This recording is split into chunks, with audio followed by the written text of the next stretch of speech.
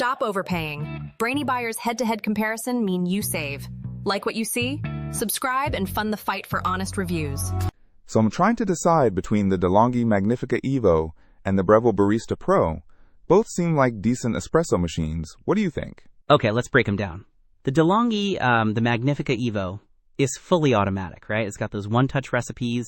Yeah, 6 one-touch recipes with color icons. Espresso, coffee, Americano, iced coffee, long, and steam. Nice. The Breville Barista Pro, on the other hand, is more semi-automatic. You have more control over the process, which some people prefer. It's got that LCD interface to guide you. True.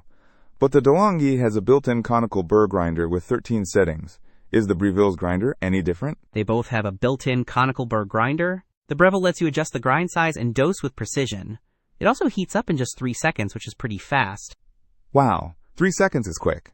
The De'Longhi has a traditional milk frother, which I like.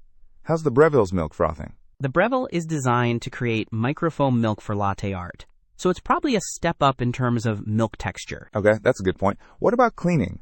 The De'Longhi has removable and dishwasher-safe parts. I don't see specifics about dishwasher-safe parts for the Breville, but it's designed for ease of use.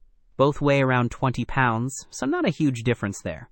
The Breville is slightly smaller in dimensions. Okay, so the Breville is a bit more compact. I noticed the De'Longhi is listed as renewed. Does that change anything? Yes, the De'Longhi is a renewed product. The Breville Barista Pro is new. That could affect the price and the warranty.